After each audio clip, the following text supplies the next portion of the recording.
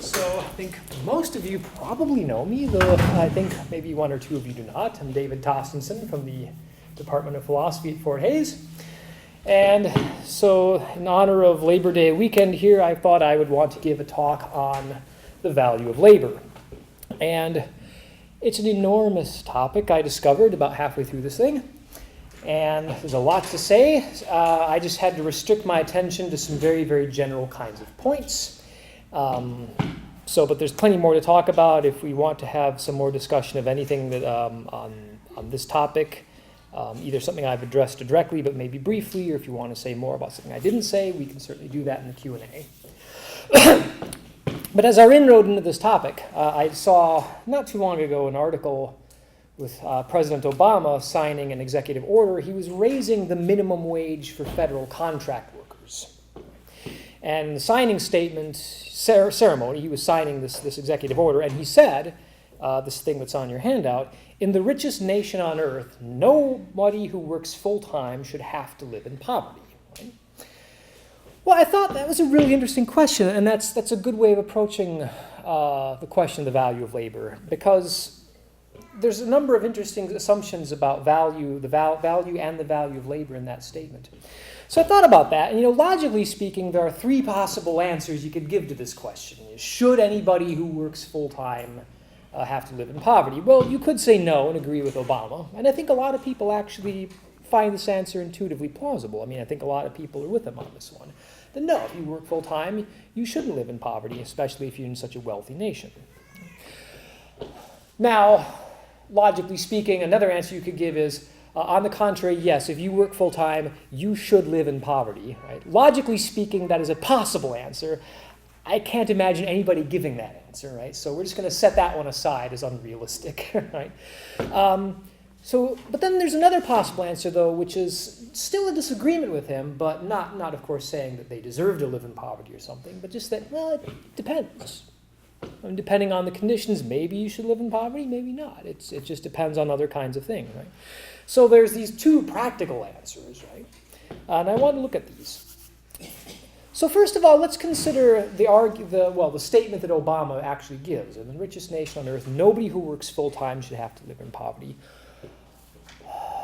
What assumptions must be working to make that statement make sense? What must he be assuming, right? Or what would someone who would say something like that be assuming about the nature and value of labor, right?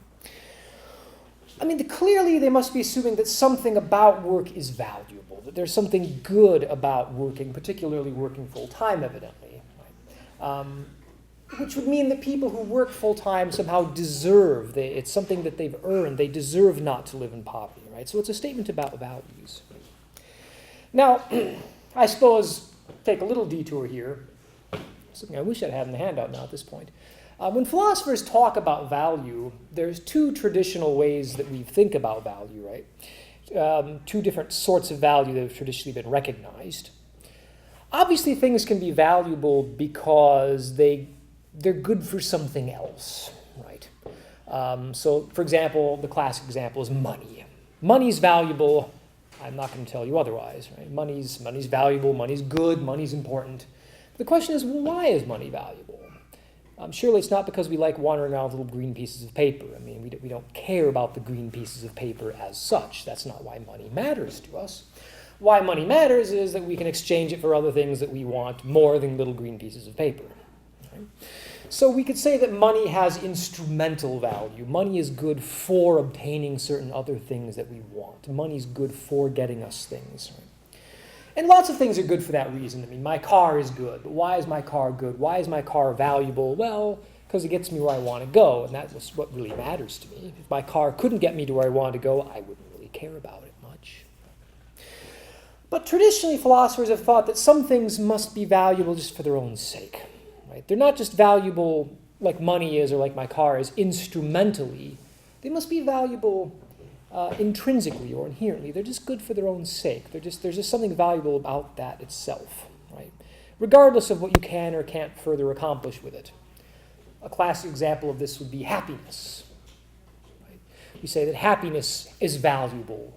Happiness is good. And if someone asks, well, why is happiness good? I say, well, there's not really an answer to that except that, well, happiness is just a good thing for me to have, right? If you ask, well, why do you want to be happy? I don't know that I could give an answer aside from this, well, it's happiness. What don't you understand about this, right? I can't really give you any further answer. It seems that happiness is just intrinsically valuable. It's good for its own sake. So thinking about labor, well, obviously labor generally has instrumental value. Labor gets us things we want. You want a ditch right here, and labor gets you a ditch dug right there. Right? You want money, labor will get you paid. Right? At least under good conditions, labor will get you paid. So there's obviously all kinds of instrumental value to labor.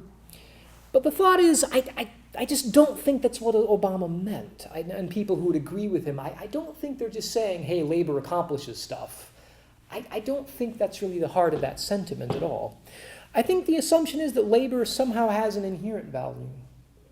That there's just something about labor that is, for want of a better word, dignifying. That labor makes the worker a more dignified individual. I think perhaps this idea of dignified is really the core of this. But there's just something intrinsically valuable about being a hardworking person, right? That must be the assumption at work here behind a statement like that, right? So labor entitles you, full-time labor somehow entitles you to live up to a certain basic standard of material comfort, right? So that you're not just either in poverty, you're just maybe skating just above poverty, just waiting for some unexpected expense to put you under. Right? So here's a kind of argument, right? We could say, premise one, this should be on the handout, if labor has a kind of special inherent value, and the second premise is that value implies that no one who works full-time ought to live below a certain standard of comfort and security. And then the third crucial assumption, though, is that we are obligated as a society to ensure that that second premise is satisfied, that second condition is satisfied, that not only in some abstract sense should full-time workers not live in poverty, we as a civilization are somehow obligated, especially given our wealth, we are obligated to make sure that this value is rewarded appropriately, and so people are not living in poverty. Right? So I think that those assumptions must be at work here. It's how you make sense of this claim. So then the question is, well, why would you disagree with any of that? What possible room would there be for someone to say, well, no, it depends. Maybe people who work full-time, maybe it's not necessarily true that they shouldn't be living in poverty. Maybe it's okay if they are. Why would anybody think this? Well, there's a number of reasons, of course, why someone might dispute this claim. I'll work backwards, just looking at that third assumption, right? That we as a civilization are somehow obligated to ensure that workers are adequately compensated. You might reject that. And I think a lot of people would. That's maybe an obvious place to put pressure on this train of thought, that, well, maybe labor is somehow inherently valuable, maybe it is somehow dignifying, maybe people who work full-time in some sense should not be living in poverty, but, society is not obligated to make things ideal. Society is maybe just obligated to make things functional, right? So, for example, think of this. An example of something that's intrinsically valuable might be friendship. Friendship is a classic example of something that is intrinsically valuable. Friendship is just a good thing to... It also gets you stuff, right? But even if it didn't, it seems like just having friends seems like just a positive thing to have in your life. But nobody thinks, you can't imagine an executive order pertaining to, somehow making sure everybody has a friend. That would be silly, right? It's just ludicrous. You can't, it would be, you think, well, friendship is valuable, but, there are limits to what we can reasonably try to enforce here. And, that would obviously be below the limit, right? So someone might say, well, even if work is dignified and workers deserve a certain kind of, in some sense they deserve a certain standard of living, it's not government's job or our job as a civilization to try to make it happen, right? So you could say that. You could also say, well, just the practical difficulties are too daunting. That maybe it seems like a good idea, but putting this idea into practice would simply be too difficult. Trying to figure out what kind of labor we're going to adequately reward, what counts as adequate reward. Should some labor count for more than other kinds of labor? Right? I've seen this discussion about raising the federal minimum wage or raising the minimum wage. Many cities and jurisdictions around the country have raised the minimum wage, sometimes substantially, primarily affecting very low-wage workers like fast food workers. And a lot of people are suggesting that, well, that kind of work just shouldn't be compensated the same way that other kinds of work are, because it's not as valuable, it's not as important. Well, maybe trying to enforce some kind of respect for the contributions of laborers, maybe that would just lead us into such difficult practical problems of sorting out what kind of labor gets rewarded and how much it gets rewarded. Maybe it would be just practically wise just not to get into this at all and just say, look, let's just let market forces of supply and demand determine who gets paid what. And if market forces of supply and demand means that you cannot demand a higher than poverty wage for your job, well, then them's the breaks. And that's life. It's sad, perhaps, but life is often sad. Right. Well, I'm not personally entirely convinced by either of these arguments. I mean, for one thing, the practical difficulties, I think the proof's in the pudding. I mean, we've had federal minimum wage for some time at this point. Sure, there's lots of practical questions about, well, how much should the minimum wage be? When should it be raised? What kinds of work would qualify? These are potentially difficult questions, but so far at least we've managed to do okay with solving these kinds of things. I mean, there may indeed be practical problems, but lots of things have practical problems that we've managed to nevertheless deal with. So I don't think the practical difficulties are necessarily just insuperable. Right? As for the idea, though, that it somehow isn't anybody's job to try to ensure that this goodness is rewarded appropriately, well, why would you say that? I mean, I think the opening line in Obama's statement, in the richest nation on earth. I mean, why did he bring that up? I think it's pretty obvious why he brought that up. I mean, the thought clearly seems to be, this is something we can do with relative ease. I mean, we have the wealth as a nation, as a society to do this. So someone who would say, well, nevertheless, we shouldn't. I mean, there would have to be some fairly compelling reason, perhaps, why we shouldn't do that. So we look for some kind of theoretical reason to say, look, it would somehow be bad to try to compel workers to be given wages above the poverty line. And why would one think that? There could be economic arguments, and that, frankly, I'm not qualified to answer the economic arguments. I mean, you might say, well, this kind of enforcement of a higher standard of living would somehow cripple our economy and slow growth in catastrophic ways, and this would make life worse for everybody involved, including the people we were trying to help in the first place. It's a possible economic argument. And it seems to me that if that pans out, that might be a very compelling, if we just can't do it, or if it would just have disastrous consequences for all and sundry, that's a good reason not to do it. But is that really the case? I'm not qualified to answer. And apparently from what I've seen, because I've looked into this, apparently the economists aren't qualified to answer it either.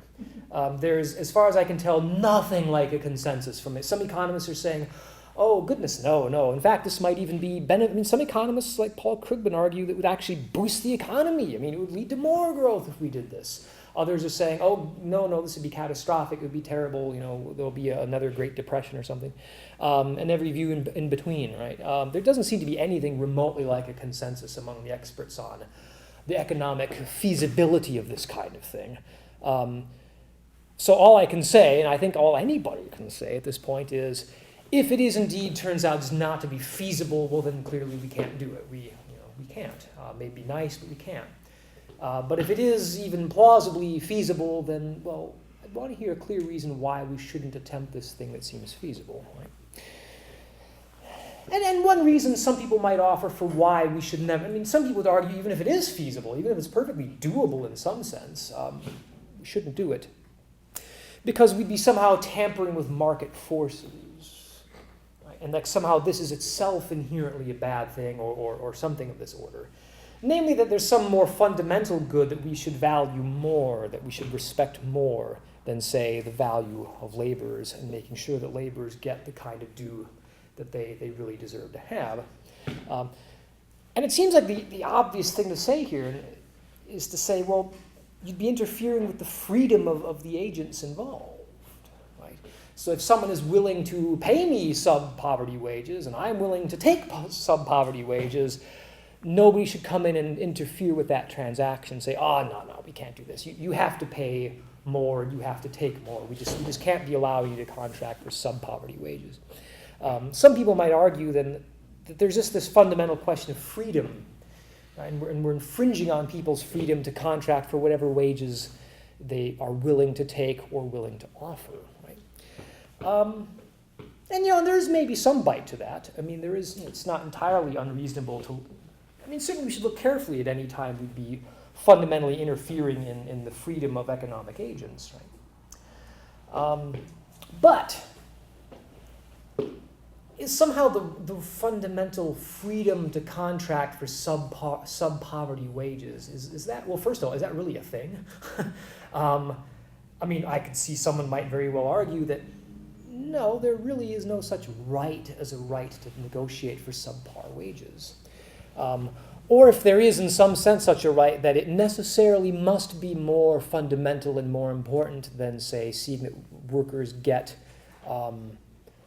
appropriate respect for the kind of dignifying work that they're doing, right? So it's a fundamental question of which value here is more important. And if you are willing to grant, if you are willing to play along and grant that there is something inherently valuable about laborers and labor, and that labor is somehow dignifying, and that it would be a good thing for laborers to get paid above poverty wages, I mean, if you're willing to take that idea seriously in the first place, I need to hear a very clear reason why the freedom to contract for sub-poverty wages must trump that.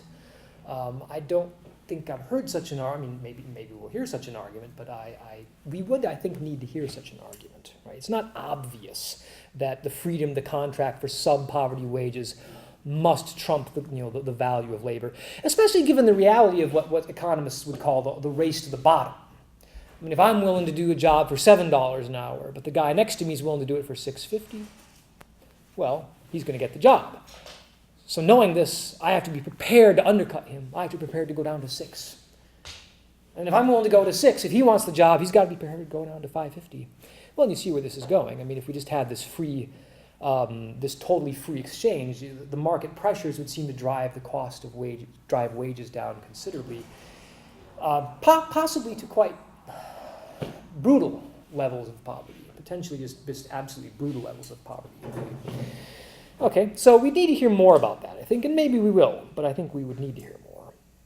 Okay, so with that in mind, I think that's all I wanted to say right now about the third point. I mean, the idea that someone might object to our obligation to ensure that the dignity of work is adequately rewarded, at least above the poverty level. Well, someone might then try to reject the second premise. They might say, well, okay, yes, there is some intrinsic value to labor. Laborers do deserve a special kind of recognition for the dignity that work confers on them, but that doesn't really say anything about whether they should have wages above the poverty line or not. It has nothing to do with the kinds of conditions that the monetary conditions or material conditions that they earn. I guess you could say that, but then I'd be really interested to hear what you think that the dignity of labor would grant them. I mean, are we saying that the dignity of labor entitles you to a pat on the head and we say, well, good job? I mean, if that's all there is to it, it doesn't seem like it's worth getting excited about at all, right? I mean, if you're going to take seriously the idea that there's something very, very good and something very intrinsically valuable about labor, if it doesn't mean entitling you to living in a certain level of material comfort, I mean, if it just entitles you to a pat on the head or a pat on the back and you say, well, good job. I mean, if that's really all you've earned, that seems to me tantamount to effectively just denying that there is any intrinsic value to labor. I mean, it just seems tantamount to denying that, really. So having dealt with the second claim and the third claim, I think we'll go to one now, the first claim on there. This claim that I've sort of been assuming this whole time, namely that labor actually does have some kind of intrinsic value. If you reject that, then this whole thing doesn't get off the ground. If you could just say, well, if work really doesn't entitle you to anything aside from whatever you've negotiated to get paid for it, work isn't good, work isn't really valuable, it's not dignifying in any meaningful sense, it doesn't entitle you to anything except for whatever you've managed to negotiate with your employer, then questions about, well, what would be adequate compensation for the dignity of labor just doesn't even arise, right? There does seem to be something pretty fundamental about the idea that labor is somehow intrinsically valuable, that there's something dignified about it. I mean, don't politicians of every part of the political spectrum, I mean, how many times have you heard the phrase hardworking Americans out of the mouth of a politician, right? Why do they do this? I mean, it's clear why they're doing this. Well, pandering is the short answer. But maybe a more charitable answer. I mean, why does that count as pandering? Well, I mean, why does that work as pandering? And I think, well, because there is something resonant about that idea that, yes, I mean, I am hardworking, and doesn't that mean something? Doesn't that mean, and if someone says, yes, it means you get your paycheck at the end of the month. I was like, well, that's not quite what I had in mind. I mean, I did have that in mind, but I thought of something more, right? I mean, it seems that refusing to recognize the goodness of my labor is a really bad thing. I think that there really is some intuitively, plausible idea here that labor is somehow, certainly when we think of our own labor, if we work hard at something, it seems like you feel like you've done something that deserves some kind of recognition, right? The amount of work you put into it just seems to entitle you to something positive. You've done something good that should be recognized. Well, it's not hard to put pressure on that, right? Not hard at all, actually. So, I mean, it might sound really brutal to say, look, it doesn't matter how hard you've worked, it doesn't count for anything, right? But, really, you can imagine plenty of conditions where you might have worked very hard on something, and it really doesn't seem like it's really counted for anything, right? So, classical Greek mythology, this poor guy, Sisyphus, actually, I looked at this, he was a really, really terrible guy. But the gods punished Sisyphus by sticking him in the afterlife in Tartarus, in the deepest pit in Hades, and he was condemned to shove a boulder uphill forever. And every time he gets the boulder to the top of the hill, the thing would get away from him and roll down, and Sisyphus would have to go down there again and roll the thing back uphill again, right? Is Sisyphus laboring? Well, I don't know what else to call it. It's some kind of labor.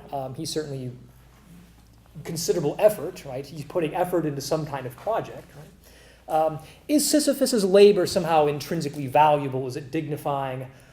I mean, I think the whole point of the eternal damnation was precisely that it wasn't. I mean, that was the idea the gods had in sticking him in this pit and making him shove a boulder uphill forever. That this is very, very bad. There's nothing valuable here at all. I mean, maybe even be disvalued. This is punishment. This is awful. This is hellish to have to do this, right? Or think too of the example of a madman, right? Somebody who just has, for some reason entirely his own, he's just decided that his mission in life is going to be to dig a big pit in his backyard and fill it in again, over and over and over and over.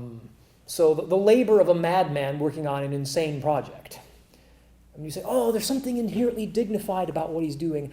I'm not inclined to say that, and I think most people wouldn't. This is, I mean, at best value neutral, and honestly, we could say just sad. I mean, there's just something seriously wrong here. I mean, this is just madness, right?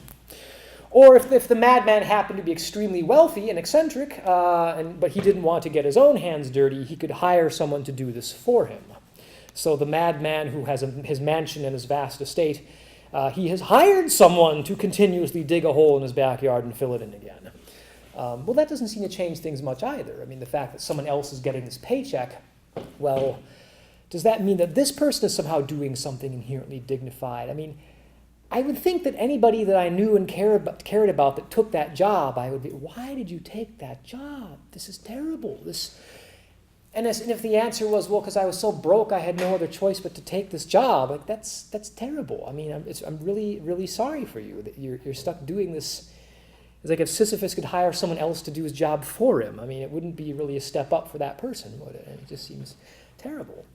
So if labor just means something like hard work, and we think of these things as hard work, but it seems quite plausible that these sorts of efforts are meaningless at best, or maybe even actively bad. Like, it's really terrible that these things have to happen. There's no dignity here. So what is the difference then?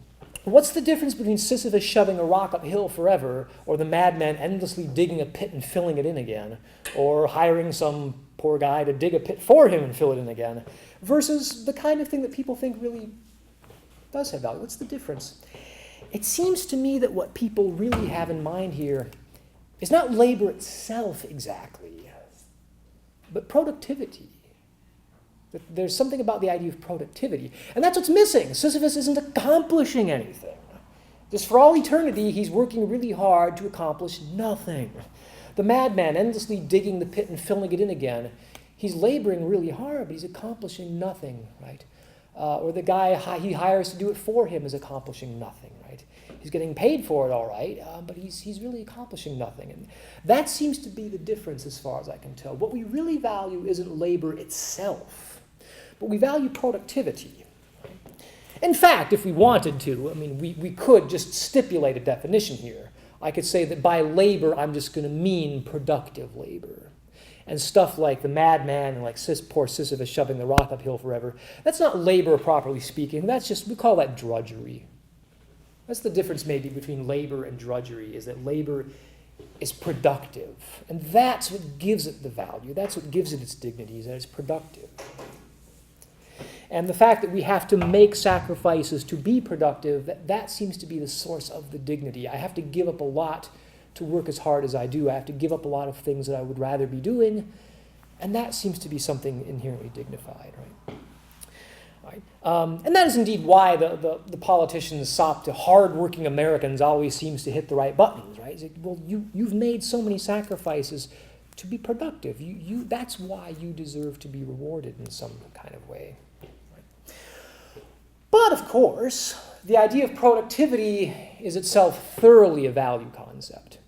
Productivity doesn't just mean like you're changing things. It's not like the physicist concept of energy, right? I mean, the madman could say, well, look, I'm very productive. Every day I produce a big pile of dirt, and I produce a hole, and then I produce a filled-in hole. I'm super productive. We'd say, well, that's not what we meant by productive. Or Sisyphus could say, well, look, every day I get this boulder almost but not quite to the top of the hill. I mean, isn't that productivity? And I think we'd say, well, no, that is not remotely what we meant by productivity. It seems that we can't talk about productivity without talking about value concepts. And, that seems to fit well with our assessment of labor. Again, think of the disputes over raising minimum wage, and some people just think it's offensive. I mean, they seem like to find it viscerally offensive that people who flip burgers for a living should be paid something close to what skilled laborers are paid. I mean, what explains this attitude? And I think it is, again, this idea that, well, productivity is this value-laden concept, and maybe what a professional electrician or a paramedic or someone like that does is just more productive than what a burger flipper does. Although the burger flipper is indeed doing something productive, namely producing Big Macs that get eaten by hungry electricians and paramedics. Yeah? But nevertheless, the thought is, well, it's not as productive. It's not as worthwhile. It's not as dignified, as valuable. And it's just bad to think it should be compensated anywhere near comparably to these other kinds of tasks. Right? Well, so if I'm right about this, and it seems like a fairly safe claim, I feel pretty sure about this one. If the concept of productivity is essentially tied to some kind of notion of value, what kind of notion of value? It seems to me clear that it's got something to do with our idea of what counts as a good life. As a life worth living, as a life that will be valuable to have, right? What the ancients might call eudaimonia, right? A life well lived, right? Doing well. Right? We think that some kinds of life are worth having and good, and that, when this person's on his deathbed and then is looking back over his life, thinks, yeah, that went well. Versus some other conditions where people look back on their life and say, it really wasn't a good run for me. It really wasn't, right?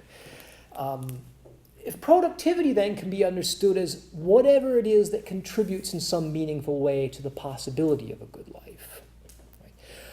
Possibly for oneself. I think maybe of a subsistence farmer or a yeoman farmer, right? Someone who scratches his own living out of the dirt, right? And grows his own crops and raises his own animals. That person's labor is primarily to keep himself alive and keep himself and his family reasonably comfortable. In this day and age of a modern industrialized society, most of us are not subsistence farmers. Most of us are not just self-sufficient, growing our own stuff for our own consumption. We're working for someone else usually. Or even if we have some kind of business, we're talking primarily about selling goods to people, right? And that kind of merchant trading. You're working in order. You're working effectively for someone else. Even if you are indeed, running your own business. You're dependent entirely on getting enough, the clients, right? So you're not self-sufficient in quite the same sense that, say, a yeoman farmer would be, right? So what we often wind up in an industrialized society is doing is, I'm working hard, you're working hard, we work hard so that we can be productive, but that the fruits of our productivity, making a good life possible, primarily for other people or society at large. We make the conditions for a society in which people can pursue a good life. Right? So workers very often don't really reap the fullest benefits of their labor in the sense that they're making a good life possible, but especially if they're living in sub-poverty conditions, they themselves don't really get the full advantage of living in a society where a good life would be possible for people at a certain level of material comfort. Right? Now, what if you denied this? What if you said, well, okay, but I just deny that productivity has any value? There's no value to that because maybe there's no value to one kind of life as opposed to another. Well, you could say that, but it seems to me that at that point we're just rejecting the idea of value just entirely, right? And that would be a whole other issue, but a very difficult view to take seriously, that just nothing really has any value. So if anything has value, a good life is going to have value.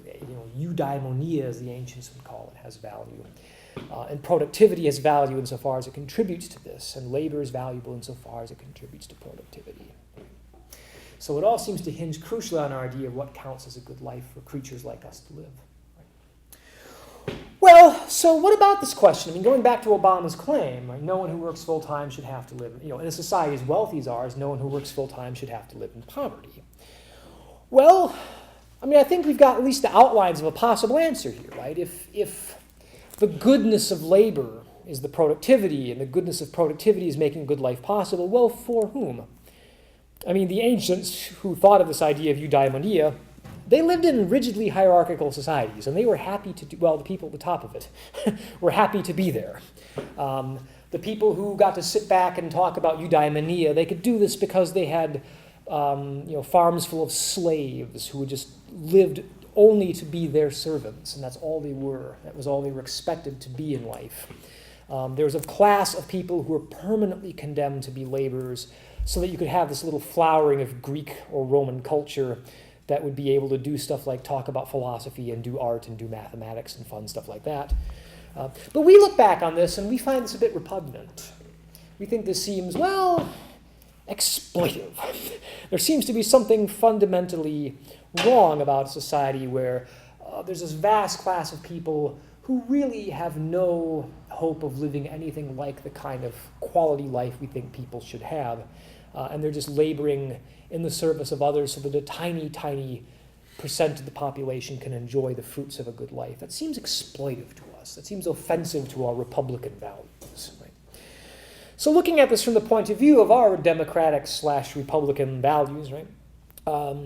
If we think that a good life should in principle be available to anyone who's willing to go for it, and who's willing to put in the effort to pursue it, if that's what we really think, that sounds kind of familiar, right? Life, liberty, and the pursuit of happiness. I think I've heard that somewhere before, right? That seems like a very fundamental kind of thought about the values in a Republican society. Well, if that's the case, then it seems that if we don't want to have an exploitive society, then I think we could agree with what Obama is saying, right? That the dignity of productivity, the dignity of being a productive member of society, of making a good life possible in a society like ours, if that's not going to be sheer exploitation, it should be possible for everybody who works full-time to be able to enjoy the benefits of living in a very wealthy society where eudaimonia, the things that would make it possible are there for us, right? So paying people, say, for example, enough money so that they're not living in poverty conditions, because living in poverty conditions can really be a substantial stumbling block to living a good life in a lot of ways.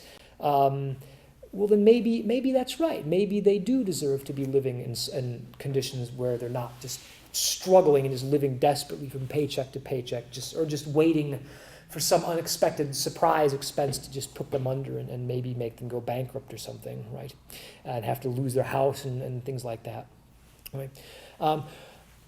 Raising minimum wages, as Obama was doing, that would possibly be one way of doing that. Worth noting, perhaps, that wouldn't be the only conceivable thing. If the thought is this, that we want to make sure that anybody who works full-time should have access to the goods of life to a degree where they can have something that we might be willing to call a good life.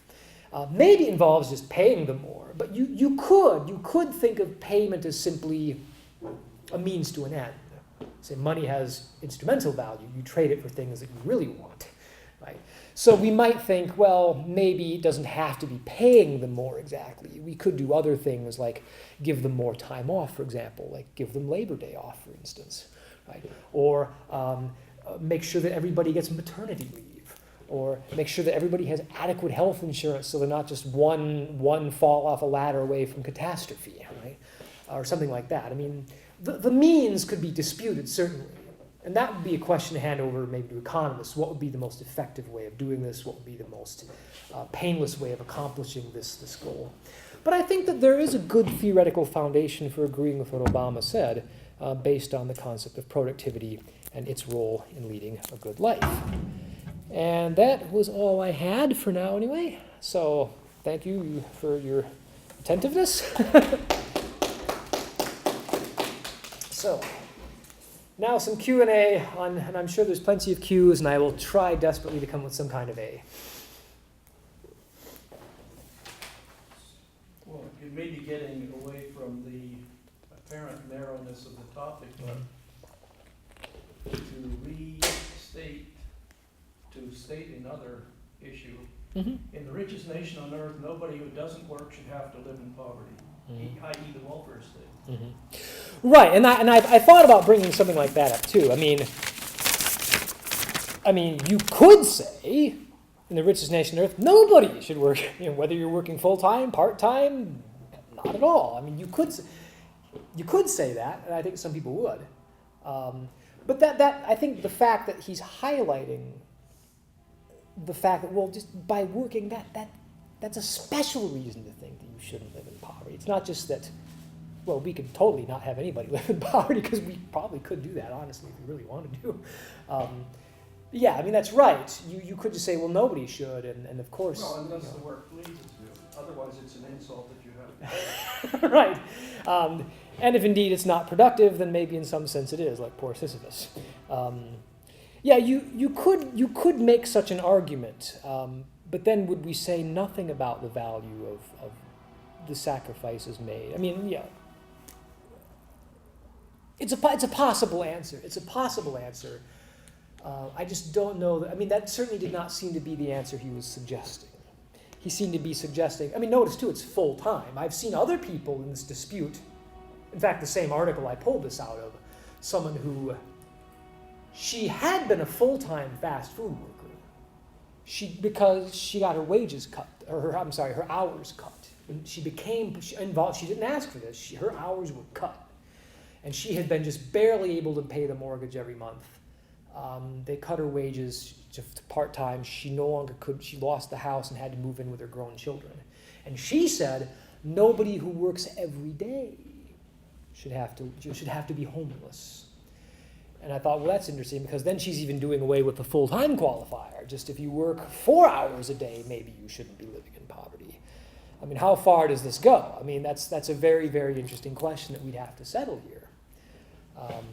So I don't really have an answer except just to think that that's something we would have to think about. I mean, maybe we should say, well, it doesn't really matter whether it's full-time or whether it's part-time, or, gosh, maybe just nobody should live in poverty because it's just so bad and nobody has Well, to. it's just that preceding statement, the richest nation on earth, that's a Yeah. qualifier. That is a qualifier. You know, Yeah. I mean, if you were making such a statement in some desperately poor nation where they're just barely making ends meet, you might have to say something else. I mean, although actually, you could still say they shouldn't have to, but they do have to. I think by using that word, the richest nation, or phrase, richest nation on earth, he's saying our government and our society is obliged to not have this be the case. Yeah, I mean, he's saying that, of course, we can do this. I mean, yeah, that's what the qualifier is clearly doing, right? We can do this. There's no reason doing this. Yeah, we can, we should, but we're not, and that's a problem. I mean, that seems to be the thought. Yeah.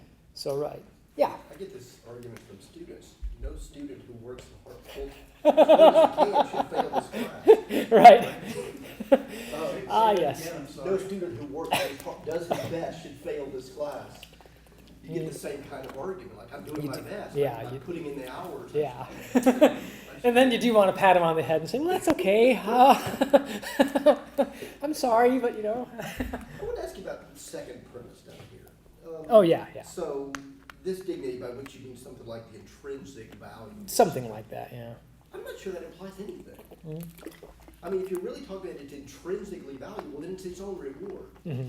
There's Right. nothing that follows from that. There's Right. no obligation to get it. Mm-hmm. It doesn't mean you need anything else. It is its own value, Right. So if labor is valuable in itself, then the fact that you have a job is your value. It's its own reward. Yeah, that's its own reward. Yeah. So I'm not sure that the second part of that actually follows. Yeah. Yeah, and perhaps it doesn't. Of course, what you just described there, It'd be like saying happiness is valuable in itself, and that implies something. Yeah. It doesn't imply anything. It's just Right. that's the reward you yeah, get. it implies it's something you as an individual maybe ought to seek, but Right, yeah, yes. it implies nothing Right. else really, right?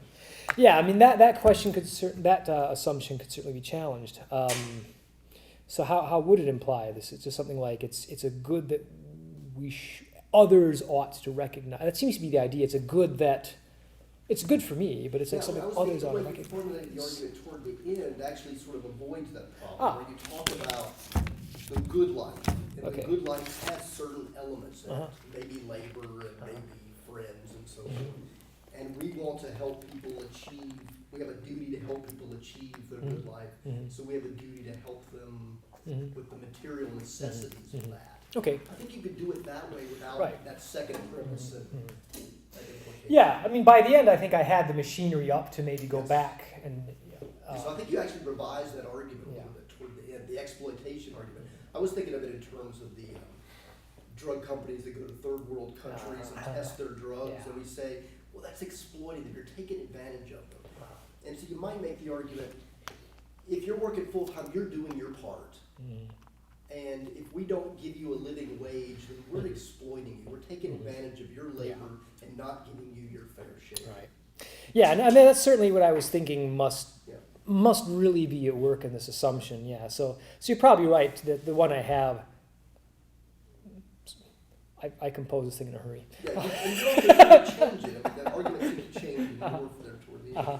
Does Obama say anything that explicates what he's talking about here? Does he just give his conclusion? Not really. At least in the clip I saw, he didn't. I mean, maybe he did elsewhere, but there he did. He really did not. Which is why I thought it was something that deserved. Yeah. But he's a politician and it sounds good. Yeah. Although, It Yeah. doesn't have to have any context. it's like the second premise, it makes me think of three things. You got your fast food worker, you've got like your low wage mining workers and slavery. These are all things where people are working their asses off, Mhm. and they may or may not gain a wage. That might be beside the point. They're not being conferred any dignity for their efforts. Like you work at Burger King, you're gonna get spit on. You're gonna get treated poorly, not because you make $7 an hour, but because you're a lowly worker. And there seems to be the implication that if you work, you should be given the dignity by other people to be treated with respect, that is what's Yeah, I hit upon the idea of dignity kind of late in this thing. Like I said, I was seriously revising this thing until about half an hour before the talk. But the dignity, I mean, there's been a lot written about it, but it seems to be a pretty slippery concept. Seems to be the central problem of it. I mean, I guess what I was thinking is what people probably have in mind is the work just gives the dignity, whether other people recognize it or not. They should recognize it, but yeah, they often don't. And maybe, you said, sure, it's, with the money thing, you're right. I mean, it's not that, it's not, you said it's not primarily that you're getting paid $7 an hour. But I think probably psychologically we are more inclined to offer respect to somebody, or less inclined to respect somebody, just a sociological fact. I think we are, if I go in and I know that someone's making $5 an hour because this is the only job you can get, I think there's much less implication to treat those people with the kind of respect that perhaps they deserve. I mean, it's an unpleasant psychological truth, but I think it is one. You pinned it there, it's psychology. I don't think that has anything to do with ethics. Yeah, I mean, it may not. I mean, but if the thought is, well, how might I get people to see fast food workers as having a certain kind of worth when, I mean, they're splattered with Big Mac grease all the time, right? Pay them a little bit more. Yeah, paying them more, it might make them care more about what they do, and it might make others care more about them and what they do. I mean, psychology, certainly not ethics, but if you decide ethically people should recognize this, this might be a way of sort of poking people into doing it. Right? It's a start. Yeah. There's all kinds of things like that. I mean, for example, speaking of the economic feasibility of this, I mean, one reason why some people argue that raising the minimum wage might actually be economically beneficial, and is simply that there's definitely far less worker turnover. People seem to actually be more productive when you pay them more, at least if you're at that low level of things. Oh, no, you're right. Diminishing returns kicks in as you go up the pay scale. But I mean, I remember doing work for like $5 an hour, and you can't stop the thought from crossing your mind. They don't pay me enough to really care about this. I remember when $5 an hour for doing certain work wasn't bad at all. That's how old I am. Yeah, right. Obviously, this is a standard that will fluctuate with time. Does this apply just to jobs like we're talking about, where you go to work for somebody else and work it out, or does it apply to home? If I want to be a painter and I put in hours of painting, should I be guaranteed? That's one of the practical problems that's going to be daunting at this point. I've seen some economists talk about the idea that of an enormous and very important chunk of the economic activity of America is something that doesn't show up on any, like on NASDAQ or anything like that. It's just doing dishes, washing clothes, other hobbies that people have. If I want to be a painter, yeah, if you want to be a painter, off and I try and I'm not very good. Yeah, that novel that I'm still working right. on, and it's just I never get past chapter 3, right? That's one of the practical difficulties is what to make of that kind of thing. I mean, because part of what we want to do with wages is encourage people to go into certain things. Right. We want to encourage them to get out of this fast food and into something that's more. Cardiac surgery pays a little better. It seems like you guys are focusing on production then at this point, which because you got a painter who frankly paints crappy things. The production is very low versus the cardiologist. Versus even the fast food guy. It's not just production, but it's value. What you find important. Well, your value, you find it important to these things, and you would like to get paid a decent amount, but there's no value in the art. So, other than purely emotional value, good luck paying bills with satisfaction. But you can say in a sense that we measure the value by what people pay for it. Right. Right. So if you're going to say my painting is not any good because nobody will buy it, then your labor at the fast food restaurant's not very good either, because you can only get $6 an hour for it. Yeah. Right. So if you're going to measure the value by what you can get for it, then they're getting what they deserve just as I'm getting what I deserve. Yeah. Of course, there's political and non-philosophical arguments about you're getting paid $6.50 an hour because the employers have more power over employees on a like national level as far as the market forces go. So the idea that it's something that government shouldn't interfere with because it's handling itself just fine doesn't seem No, to I'm not be. saying that. I'm saying that if No, you, but if you want to make the argument that my painting is not valuable because nobody will buy it, Mhm. then you Saying can that's a say, potential reason why, why should I not get paid, $35,000, $40,000 a year painting? It's like, well, you're not really producing Yeah. anything. But the same thing is true of the fast food worker. I mean, the reason they get that is because they can find lots of people who will work for that. And I just do want to say, at the end of the day, I'm definitely give everybody money to live on, because here's the thing, even if you don't work, you're going to end up working because not working is boring, as I will soon find out. About to go on a 2-week vacation, I'm going to do nothing all day, and I'm going to go crazy, because there is a value, non-financial, Yes. about working. I mean, clearly Thomas Kincaid is the greatest painter of all time, right? Right? God damn it. Right. Yeah, I mean, if you're going, if market value equals artistic value, well, gosh, he's better than Van Gogh. Substantially so. Yeah, that's the kind of thing that's going to be a practical challenge, right? I mean, and I was just thinking that, I mean, in a society like ours where most people end up working for someone else for a paycheck, you can kind of dodge that to some extent, but obviously at some point you will have to think, well, what does someone who just paints in his basement and maybe tries to sell them, but just for some reason no one ever wants to buy his paintings of cute puppies or something. They never want to buy them. They have the Philistines never appreciate the true value of his work. Yeah, I mean, again, I think though that whatever standard we choose, because productivity, I'm thinking, has got to be the heart of it. And productivity is connected to the idea of producing a good life, or the material conditions for a good life. And if that's right, there's no getting around the idea that we're going to have to. It's a value-laden concept just through and through, right? So, I mean, like the madman might be absolutely convinced that the enormous piles of dirt he produces at the end of the day in his backyard are totally worth being rewarded for adequately. And at that point, we just say, look, apparently no one else sees it that way. And so, I mean, maybe we're wrong, and future generations will vindicate you, but, But this also goes to that problem of, if you want to be, say, a liberal in the traditional sense, where we don't impose the good life when we let you choose your own, well, then we would be choosing which ones we're going to support and which ones we're not. We're going to say, well, we don't think your paintings are worthwhile, we're going to support them, but we will support your fast food. Yeah. I just realized the National Endowment of the Arts, we tend to do exactly that. We will pay you to make a thing. It may or may not turn out well. Yeah, but we usually have at least experts who think that you have a good chance of being successful at that one.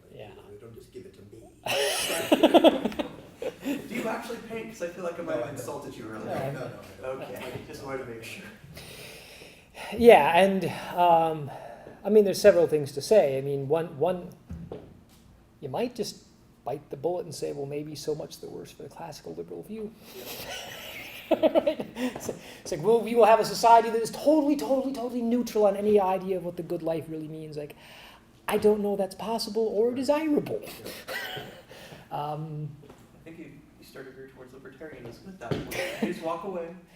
I mean, but it's just, it might just be an unrealistic fantasy to think that we can have any kind of civilization that just doesn't have any particular attitude towards these things, and just say, being a painter, okay, flipping burgers, okay, piling up rocks for no evident reason. Nope. That's just not a thing we should take seriously. It's like, well, we want to live in a society where it's like, well, we want to be open-minded, but maybe not quite that open-minded. It is interesting how often these kind of debates really come down to a conception of the good life. Yeah, and I don't want to yeah. deny that, but I think ultimately They most do. of these debates are really about that. They totally do. What is a right. good life? Yeah. And what good life will we support and which ones will we not? Yeah, and as an Aristotle fan, I got to say, that doesn't surprise me. I think that's it. That's exactly right. I mean, I think almost everything comes down to that very question. I mean, even the value of political liberalism, I mean, it's not that we just don't have any ideas about what the good life is, it's just that we want to encourage experimentation to see if we can find it, right? That's the point, right? So yeah, that was kind of a discovery I made through this, thinking through this question. I thought, this does come down to that, and the answer is we want to give to that, and well, there it is again. It's really Kant's argument too. I mean, what it is to respect somebody is to give them the things necessary for humanity. And so a conception of humanity might include A living wage. work. Mm-hmm. And so if we want to contribute, if we want to respect people, then we have to give them what they need as human beings, and part of that is a survival wage. So you might make a kind of respect argument from a Kantian perspective. You could, Sort of for this thing as well. And I'm sure that's what Obama meant, these really sophisticated arguments. Yeah, there's deep familiarity with Kant. That's right. Yes. Practically speaking, though, we're slowly moving away from labor creating production. Like, we are having more and more things automated, both in the robot industry and artificial intelligence industry. And that really struck me as something interesting, because I've read some stuff about this, I don't know quite what to call this movement. Let's say this back to crafting movement, or making things, or I've seen it in food, where people like going back and sort of rediscovering the value of cooking. I know, for a long time people thought, cooking was, you did it because you had to, because nobody else would and didn't want to go hungry. Then we invented canned food. And the Campbell's factory will produce all. I can get sauce in a jar and semolina noodles in a jar and soup in a can, and I can do all kinds of other things instead of cooking soup all day, right? And people thought this was liberating, and and there's a generation that probably still sees it this way, that ragu is the best thing ever, because that means I don't have to make spaghetti sauce anymore. But then people, because of the increasing when everything starts to be like this, I think people started to feel kind of cut off from something important. That, well, oddly enough, I actually want to go back and make things harder. I want to go back and say, yes, I could open a can of ragu and pour it on some, but I want to work. I want to work on this, or the makers movement. That there's something, for all the good and all the freedom that mass production brought us. That I can furnish my house with just really cheaply by going to Walmart. I could do that. But then the thought that people have is like, well, maybe you want something more than that. Maybe that's just, you've missed something. I think that one of the things that's thinking about this debate is if we're right about the value of labor, that labor itself, working towards something you think is meaningful, is important for a good life, then I think Chris raises a good point. People talk about automation in terms of putting people out of work. And we think, well, maybe we can just give them unemployment benefits or something, which changes that. But how do you supply that need to work? Do you make work jobs? Then it becomes all for... No, and make work jobs are actually emotionally destroying. That's what I'm saying. They're not satisfied because you feel like you're not doing anything. Because you aren't doing anything. Yeah, so how do you turn everyone into artists. So this is necessary. If meaningful labor is necessary for a good life, what do you do when you don't need so many people to work? Yeah. Well, clearly y'all do philosophy. Are those people consigned to a meaningless life? Yeah, right. And of course, plenty of people who have enough money that they don't need to. Some of them are just wastrels who do nothing with their lives. But I think most of them wind up doing something just because they feel that need. That, I got to do something. I can't just sit on my pile of money all day and, right? You haven't gotten there yet. You can. I think Bill did all of 10 seconds before he and his wife said, or we could cure everything from everywhere. I think I'll go with option number 2. Yeah. Clearly it's going to involve, we'll just have to find new ways of challenging ourselves. And actually I saw an interesting article about this sort of, I guess it would be like a makers movement, but developing in at least what's left of Detroit, where like people turn like an old factory space, this huge industrial space, they put in a bunch of equipment and they're just teaching people to be like welders, artisans of various sorts. Not because they necessarily need to do this, but just they just want to learn something. They want to learn how to do something with their hand. They want to learn how to do something constructive. And a lot of them have business, the wholesale businesses or something, but I just want to learn to weld, or I want to learn to do carpentry, or I want to learn something besides, just sitting in an office pushing buttons and, right? There's a hunger, and I think people will just have to find new challenges for themselves, and they probably will. Maybe it would require a lot of thought and creativity as to what it would take to make not just silly little make work jobs like alphabetize my staples, but something really genuinely meaningful, right? But I think that's what it would take, and I think people will have to figure it out, and I think they probably will. Or drugs. We did it in Well, the there 50s. is that. there's either that or there's just hard drinking. That's gonna call you Huxley. We did it in the 50s with the whole, let's build the interstate, let's build all this infrastructure. That's not make work jobs. That's let's actually improve the country jobs. Yeah, I mean, there's plenty of things that would be genuinely productive in a full sense that we could do.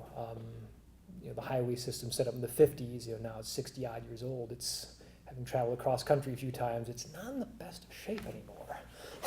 Right? And perhaps getting to be increasingly impractical. Even the non-interstate stuff, well, especially the non-interstate stuff, is really bad. Yeah. So, I mean, there's plenty of big, but we'd probably just have to think big and just try to come up with some big projects that would put a lot of people to work. Oh, I The could problem do is it. that the technology can still do those things. Right. So you invent these projects that, we can do that with technology too. Let's try something. Yeah. We can do that with technology too. We don't need any of you people actually. Yeah, I mean, and then we build the enterprise or something, I don't know. I mean, economists have sometimes even, it's called a post-scarcity economy, right? The idea that economics was driven so long by the idea that, we need to somehow figure out how to produce enough. And now we almost are running into exactly the opposite problem. We produce so much that nobody anywhere ever needs to want for anything in any meaningful sense. I could sell novels for a dime, right? And everybody would have all the books they possibly want. Cars could be much cheaper. I mean, people are even trying to figure out ways of artificially engineering scarcities just because, life can't be that easy. Or the ebook thing. I mean, when publishing was a difficult thing, books, you could charge for your books, you have a book, and this thing would eventually fall apart to buy a new one. Well, what do you do when you could just get ebooks and just replicate the things perfectly, infinitely? Do we have to become at some point Luddites and just say, we could do that, but it would just make life so meaningless for us that we're not going to do this. Right? It's often when you hear economists talking about the problem is always posed in terms of, how are we going to make sure they get enough money? Yeah, We're going to make sure that they get unemployment benefits, and so we'll just have a redistribution of wealth much more than we do now, so everybody will get their salaries. But nothing about what are we going to do about the need for labor. Yeah. Doesn't seem to be. The other problem's hard enough, but this one too. People Yeah. are really good at making something for them to do. If they have the ability to, okay, my bills are all paid, I have 16 hours of the day that I'm not asleep, let me go paint, write, do a marathon, do community outreach. You will find things to do. You won't get bored. Or You will explore. board yourself into society. So, Yeah. Or, and the only reason we don't is because we're either too exhausted or too busy working for not enough money. So there is, of course, other sort of self-destructive things people do too, right? the drug addiction goes down with more society. It's weird There's that way. certainly plenty of people who retire, who get at the end of their careers, and don't do those things. They just kind of sit around. Yeah. Not all of them, And certainly. those are the ones that die the soonest. But what I'm saying is, it's not obvious that people are going to automatically go out and find. Yeah. It could be that it's there'll have to be some kind of cultural shift in attitude. To maybe to a certain mindset. It's you retire and then you're just done. It's just because that's what was expected of you, perhaps. Also, you weren't going to be doing much for 4 years, not 24 years. Yeah. That could be some kind of cultural expectation. I mean, what if we express a clear cultural preference for people doing things productive when they don't, strictly speaking, have to. I think it probably is just going to involve a cultural shift in attitude. Yeah, I mean, just the attitudes towards labor and idleness, or labor and leisure. That was another direction this talk could have gone, by the way. Actually, there are about 5 directions this talk could have gone, and yeah, I had to. Oh, we have enough time. We can hit all those points. Okay. No, we're not doing that. I've worked hard enough on this. Labor man. I really have labored hard on this one. But there's always next year too. So Thank you for doing this. yeah, it was my pleasure.